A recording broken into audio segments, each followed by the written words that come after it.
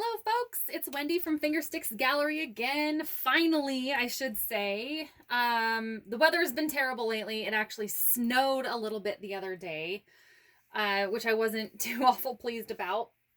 I'm going to show you the last pour that I did. It was a two-parter. I'll just show them one by one. It was a lot of fun. So the part one didn't turn out so great because the silver took over. But here is part four in the set. And then it goes up to, I did a half swipe on that. It's amazing how much glitter and shine there is to these guys. And then here is the 3/4 swipe. I don't know what happened there. I think maybe a bug crawled through it. Who knows? And then the final, the fourth, is this guy. So hopefully you can see that shine and shimmer on there. Turned out great. I'm super happy with the set.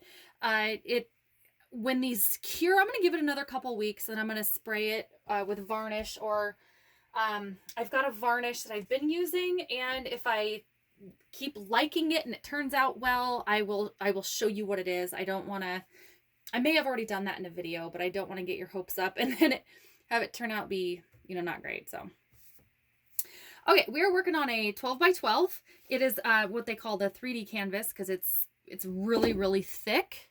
I've already pre-coated all my sides with a cream base that I make myself. Essentially what it is just white, a little tiny bit of brown, and a little bit of yellow. So it's an off-white, and I put it back in this little squirt bottle here. So I'm going to, ooh, corners are starting to soak in. I also, on the back of this, I put a little water on the back to tighten it up because sometimes these 3D canvases can tend to sag a little bit. So I just put some water on the back. Don't let it dry either. It's still damp. And I have a few bubbles that are coming up. And I went to reach for my go-to torch, and there was a little black jumping spider on it. He's so adorable. He's been hanging around for a while. Well, he fell off, landed in my paint, picked him up, put him down, and he took off. So he's a half black, half white little jumping spider. Sorry.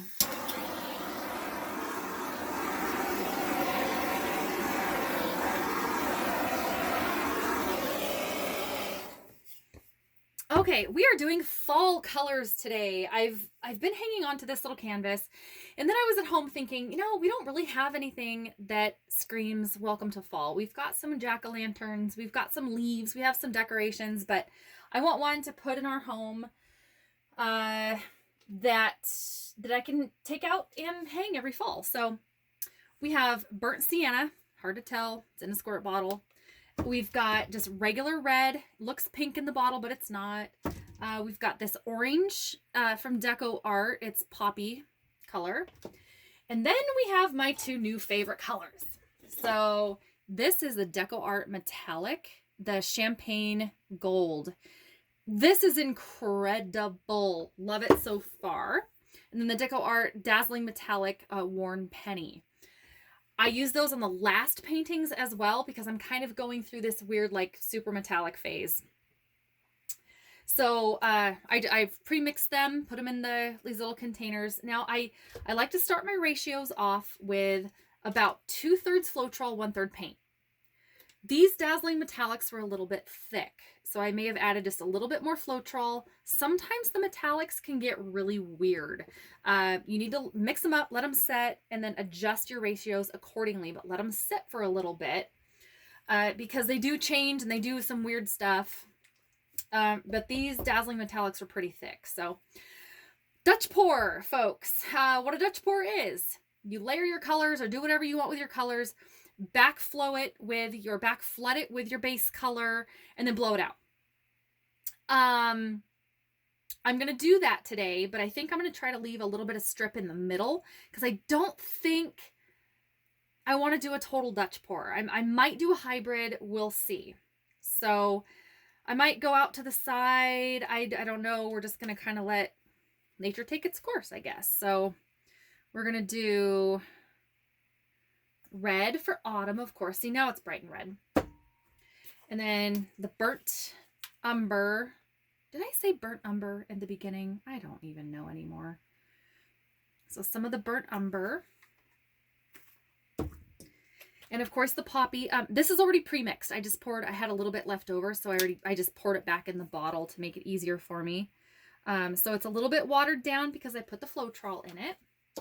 And then my two new favorite colors. Actually, this Deco Art Dazzling Metallic, I've never seen it before. I found it at Joann's, and holy cannoli. I wish you could see it on the paintings I just showed you, because it's amazing. The shimmer, that the champagne gold. I mean, you rub your hand on the dried paint and the glitter comes off in your hand. It's beautiful. So, now I almost want to do a swipe.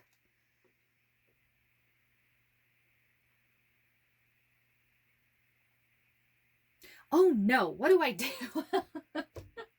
Because normally my swipes I've been doing lately, I've been doing negative space swipes. So I have a few. I did a triptych a few videos back that looks really, really cool, but it's negative space. And this is how I did it. I just left a lot of negative space and then swiped where I wanted it to go, not on the whole entire canvas. So I don't know what I want to do now. Gosh darn it. You know what? I'm just going to stick with my original plan. We're going to do a Dutch pour because I haven't done a Dutch pour for quite a while. And we are doing, we're going to do the Dutch pour with my turkey baster. I'm going to blow it out with a turkey baster for a couple reasons, because I want it to be more controlled of where it goes. I might want to do like zigzags or whatever. For two, I can really dial down the pressure. When I'm blowing through this, I can really dial it down or dial it up where I want it to go. I'm taking advantage of my lung power when I'm young. So, and third, and the most prevalent reason why I'm using the turkey baster instead of the blow dryer, the hair dryer, and I need more red because I can't find the darn hair dryer. That's really why I'm doing this. I initially wanted to use the turkey baster because of the control that I had. And then I thought, I'll just look for the hair dryer. Maybe we'll do it that way, make a short video, but I can't find it. It's in my studio. My studio is pretty clean right now. I have no idea what happened to it. So, and I'm gonna pan up for a second, guys, because I want you to see what I'm seeing. There's a sheep out there walking away. She actually came up to the door and was looking in. There's the chicken big boy. There's two Rhode Island red chicks. They're still chicks. And then we've got more over to the side. But since I'm doing this in the trailer because the fruit flies are bad in my studio right now, well, that's my view currently. So every once in a while, you hear me laugh or giggle or mention the sheep or the chickens. And now you know why, because they are literally right outside the trailer that I'm doing this with. So, oh, snow, snow. We got snow the other day. It was snowing so hard, like a blizzard, and cold and windy. Oh my goodness, the wind was terrible. And hey, I want to give a shout out. I believe your name was Amber from Tri-Cities. What's up? I'm not too far north from you, so I hope you see the video. Just wanted to say hello. Okay, now for the Dutch pour. This is Dutch pour-esque. Put your base coat down around the sides, and then normally you would take a blow dryer, if you have one and you can find it. You'd blow the base coat back over your colors, cover it all up, and then blow it out. So what I'm going to do is just kind of, didn't want to do that. I'm just going to push it mostly back over the rest of the paint. So, and then if I have enough lung power, actually, I'm going to pop the bubbles now because I don't want a whole lot of cells if I can help it.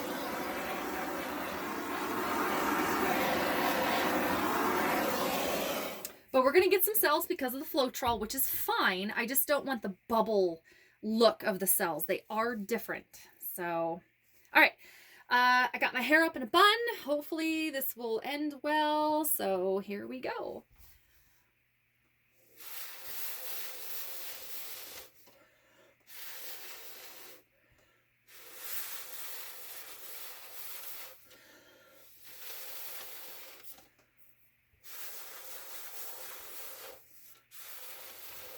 What I don't want to do is make too much pink, so I'm not going to blow it out too far at the edges. And, ooh, it's almost making feathers. I might actually do that.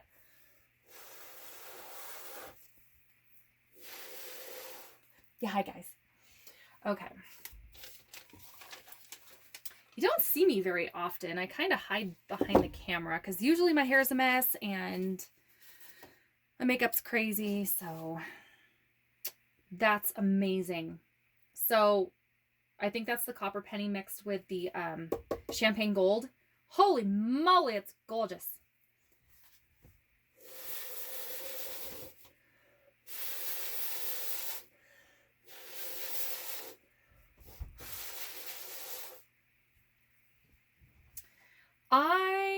So it's a little bit off center, and that's fine. I don't need it to be perfect. I'm just trying to think what else I can do because it's going to dry a little darker. That's actually another topic that was on one of the Facebook pages is why does my paint always dry so much darker? Well, it does. All the paints I've used so far, to an extent, will dry a little bit darker. Some, if you heavily mix it with something else or do anything weird, they might dry a lot darker. But generally speaking, mine dry pretty consistently, just a shade or two darker. So be prepared for that.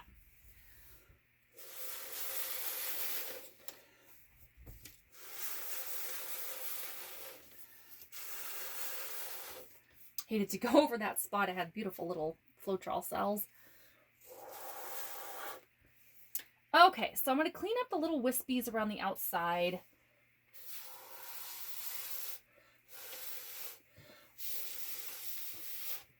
Also, if you do this or you have a pen that you can take apart, these make great erasers. So if you need to erase a little thing or move paint in a certain direction or you have a little daub of paint you don't like, great eraser. Oh, but I don't know. The paint is on here pretty thick, so I'm actually going to keep the trailer a little bit cool for the next couple days. I want it to dry really slow. If you have really thick paint on here, like I do, considering I use that cream color a lot, so it's my normal consistency. What I should have done is just thin it out a little bit, but if you dry it really slowly, you may even put a box over the top of it and air it out once a day to prevent cracking. That'll help a lot. Just slow down your drying process. Don't ever speed it up.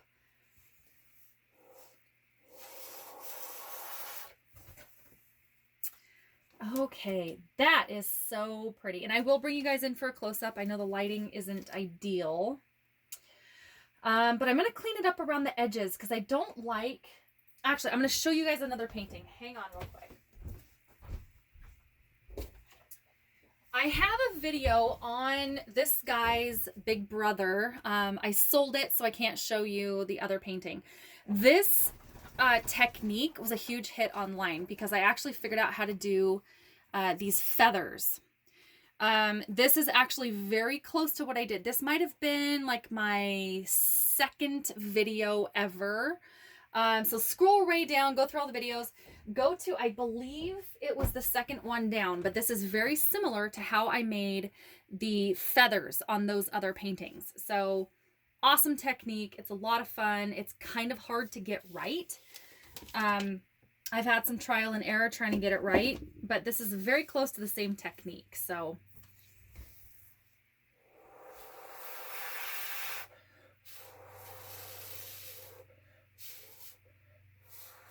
just want to feather a little bit. I don't want to make too much pink. I don't want to feather it out too awful much, but just enough to make it so it's not that sharp border.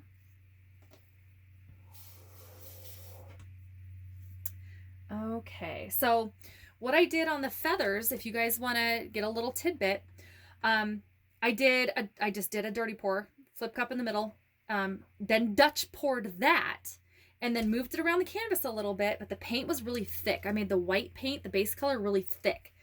So when I blew it out, it would stay in the middle. It would keep the ridges. So I actually very, very much controlled my my air pressure with the baster. So it took a lot of practice to get it right. Hard to do. So cannot believe that was only my second video that I did, but it was hard to get right. I honestly, because it was my second video, it had to have been beginner's luck, because it is difficult to get it dialed in. So, all right, I'm gonna blow some bubbles out.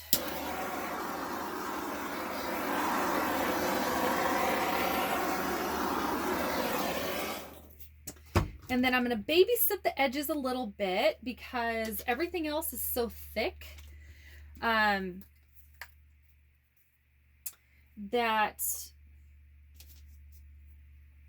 yeah, I am going to babysit a little bit. And this is another good tip for beginners, that if you have a color that you really like to use, like I like this creamy color, make a big batch of it, because if you have to come back and babysit your canvas, you want to have that exact same color. So when you go back and you have to do what I'm doing and, you know, fill in the super light spots, you don't have to color match. It's going to be right there for you. So make a big batch of some particular color that you like to use a lot. So there you go. All right, so hang on, folks. I'm going to bring you in for a close-up. So, and I do not know what is going, oh, there we go. My camera didn't want to focus. So it looks so cool in person. I really hope that the camera is actually picking this up. Okay, so right there, those are awesome cells. That is the champagne. It's going to look so darn pretty. So I don't really like this corner up here where it's a little bit more pink, but the rest of it I think is going to dry awesome. So, ooh, you can see the sheen a little bit up here in this area. It's that champagne gold shimmer that's bleeding into the other colors. So pretty. So anyway, folks, this is just one, I can get the glare off there. Just one of my autumn inspired colors that I'm going to be doing, or paintings I'm going to be doing. I'm going to do a couple more of them. Try not to get so much pink up there in the corner next time. But anyway, welcome to October. Have a happy fall, everyone. And I hope if you're in the western states, up north where we're from, you stay nice and warm. And please feel free to comment below. And also, if you like my videos, which I'm starting to build a nice little library, subscribe and hit the bell so you get notified of my next videos. So don't ever be afraid to be a beginner. And I hope everybody has a fantastic October, and you will see me soon.